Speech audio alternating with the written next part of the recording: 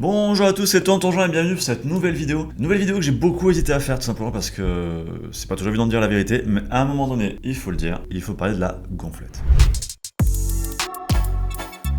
Vous le savez, je pense, la muscu c'est pas un vrai sport. Et quand on fait de la muscu, on fait pas du vrai muscle, on fait juste de la gonflette. Parce que clairement, si on veut des vrais muscles, des muscles efficaces, des muscles utiles, faut faire un vrai sport. Vélo, natation, foot, on s'en fout. Mais un vrai sport, pas la muscu quoi. Regardez par exemple le physique de Florent Manodou ou de Ronaldo, bah ça c'est un vrai physique de vrai sportif avec des vrais muscles. Parce que franchement, quand on fait du body, on le sait tous, hein, faut juste faire quelques gestes avec des poids légers, manger plein de protes et éventuellement un peu de créatine et boum, les muscles ils gonflent tout seuls. On le sait, c'est facile. Mais bon, au final, ça fait que des muscles remplis d'air. Hein. Et si vraiment on veut vraiment se muscler, devenir énorme, là, on se dope quelques semaines et puis zou, on n'en parle plus quoi. Donc vraiment, les gars, je vous le dis, si vous voulez vraiment vous muscler avec des vrais muscles, bah faites un vrai sport. Bon, voilà ce que je pense, vous avez tous déjà entendu dans votre vie et que bien sûr, je ne partage pas. Je pense que sur ces 20-30 premières secondes, la moitié des gens sont déjà soit partis de la vidéo, soit m'ont insulté dans les commentaires. On va reprendre dans cette vidéo tous ces clichés-là et bien sûr les démolir. Je vais vous donner des petits conseils, des explications. Vous pourrez aussi peut-être montrer cette vidéo à tous vos potes qui vous disent ça et ça leur permettra peut-être de prendre conscience de la vérité. Alors on va voir ça en 4 parties. Première partie, qu'est-ce que la gonflette? Deuxièmement, on verra que ça n'existe pas. Troisièmement, on verra comment leur prouver que ça n'existe pas. Et quatrièmement, on se posera la question de savoir si les autres sports, c'est mieux pour se muscler que la muscu. Et en parlant de se muscler, si vous ne savez pas comment faire, comment gérer vos programmes, vos trainings, votre nutrition, nos coachings fitzone.net, on est là pour vous aider. Et bien sûr, si vous voulez les meilleurs compléments alimentaires du marché, fabriqués en France, éco-responsables, Aquilab Nutrition, on est là aussi.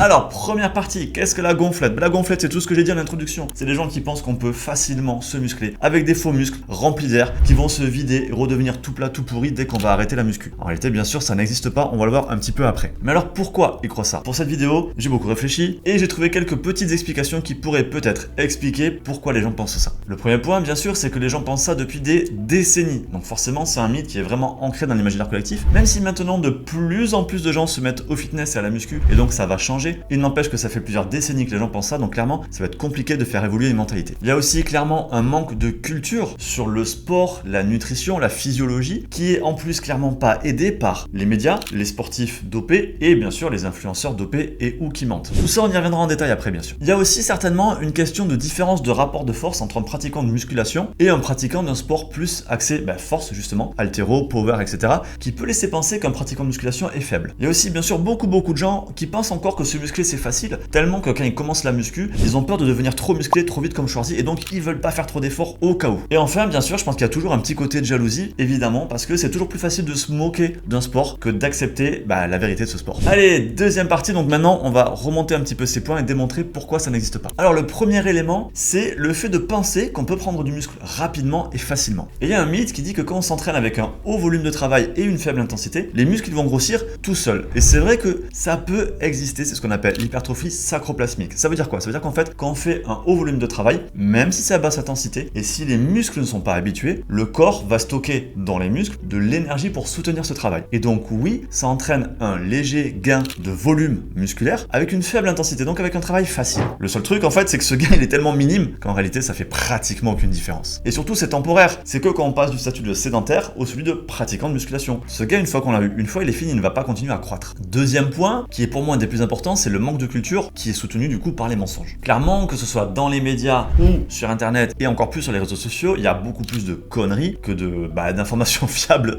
sur la musculation. Sans compter bien sûr le nombre de gens qui mentent, aussi bien dans les acteurs, encore une fois, que dans les médias, que dans les influenceurs, qui vont faire croire que soit ils s'entraînent très peu, soit c'est naturel, soit ils ont juste fait un peu de natation pour obtenir un physique démentiel, alors qu'en réalité, ils y consacrent leur vie, avec parfois en plus, souvent, de la dope.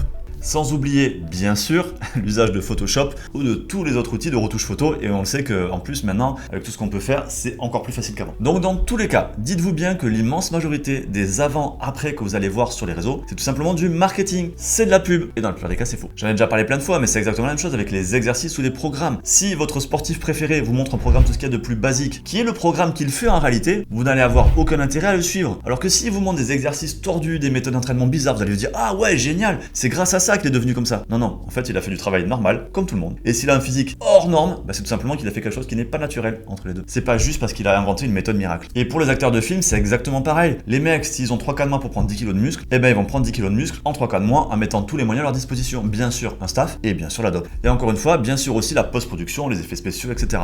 On le voyait d'ailleurs très bien sur le film 300. Pour tous ceux qui ont vu ce film-là, je pense à peu près tout le monde quand même, c'est vraiment une référence avec 300 mecs musclés qui se battaient quoi. Sauf qu'en réalité, si vous regardez bien, on voit plein de plans où en fait ils ont les abdominaux dessinés sur le ventre. Pourquoi on le voit? Tout simplement parce que des fois on voit les ventres relâchés, ronds, et avec encore les tablettes de chocolat. Ça n'existe pas. On peut pas avoir un ventre relâché avec des tablettes de chocolat. Même chose quand ils sont assis, tassés, avec le ventre là aussi bien rond et encore les tablettes de chocolat. Pareil, c'est pas possible. Donc là, ça montre tout simplement que c'est du maquillage. Et on voit aussi pas mal d'influenceurs qui font des avant-après énormes sur leur propre physique. Mais finalement, c'est assez simple. Des mecs qui sont dopés pendant des années, ils arrêtent de se doper pendant 6 mois, 1 an. Pendant ce temps-là, ils continuent à publier sur les réseaux sociaux, mais on les voit tout le temps en pull, en sweat, en manteau. Bah oui, forcément, ils sont devenus tout pourris puisqu'ils ont arrêté la dope. Donc ensuite, ils se redopent pendant 6 mois et là, ils refont une photo avant, où ils étaient tout pourris, sans dope, et après, où ils sont redevenus à leur niveau qu'ils avaient avant, c'est-à-dire avec la dope. Et forcément, en 6 mois, il y a une progression énorme. Oui, mais en fait, c'est pas une progression, c'est un retour à un état initial. C'est une stagnation en fait. Mais bon, tout ça cumulé fait que les gens, malheureusement, et c'est normal, qui s'intéressent pas beaucoup à la musculation, ils vont pas avoir cette culture-là, ils vont pas avoir ce recul.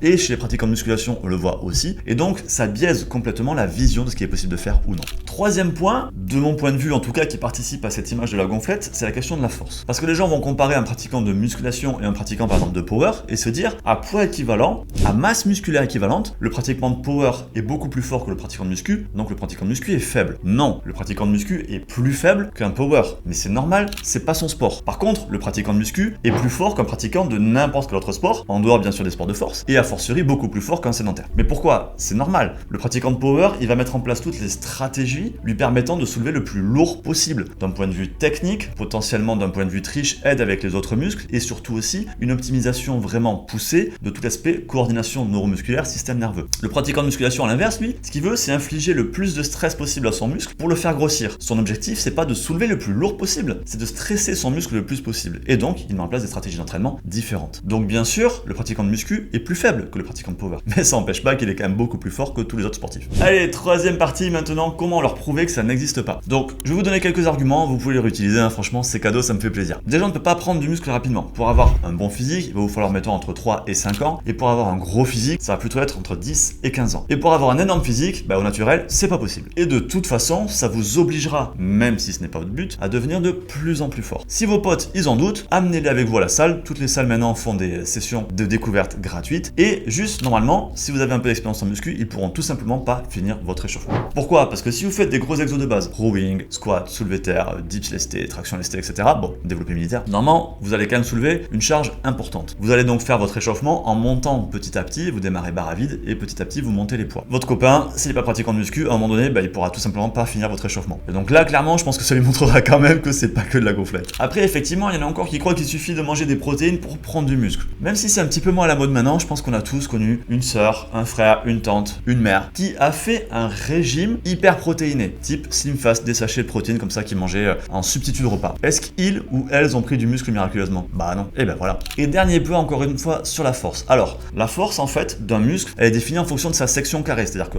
on prend un muscle, on le coupe en tranches, plus la taille de cette tranche est grande, plus la force théorique du muscle est petite. Plus la tranche de cette muscle est petite, forcément plus sa force est petite. Bien sûr, il y a des différences, etc. Mais en moyenne, c'est comme ça, c'est une loi de la nature. Donc, plus un muscle est gros, plus il est fort. Point. Donc, retenez-le bien, il est impossible d'être très musclé et faible. C'est pas possible. On peut être très musclé et avoir différents niveaux de force, mais très musclé et faible, c'est pas possible. Allez, quatrième et dernière partie maintenant, est-ce que les autres sports ça muscle mieux? Par exemple, c'est vrai, il y a beaucoup de mythes avec la natation et on entend souvent dire que pour se muscler, le mieux c'est de faire la natation. Et c'est vrai que quand on voit des championnats à la télé, les grands athlètes, ils sont hyper musclés. Mais pourquoi? Bien sûr, ils font des heures de natation toutes les semaines, mais ils font aussi des heures de musculation. Et ça, c'est pareil pour les pratiquants d'un haut niveau de toutes les disciplines sportives. Quand vous voyez un coureur de 100 mètres, il a des bras énormes, des pectoraux énormes. C'est pas en courant le 100 mètres que le mec, il se muscle les pecs. Non, c'est parce qu'il fait un travail de fond intense en musculation avec des charges lourdes pour gagner en puissance. Et c'est cette masse musculaire qui derrière lui permet d'être performant à son sport. C'est pas le fait de courir qui lui donne du muscle. Donc après, oui, plein de sports permettent de se muscler, mais aucun n'est aussi efficace ni aussi rapide pour se muscler que la musculation. Tout simplement parce que c'est un sport qui a été créé pour ça. Et ben voilà les gars, la gonflette, ça n'existe pas, le prochain qui vous le dit.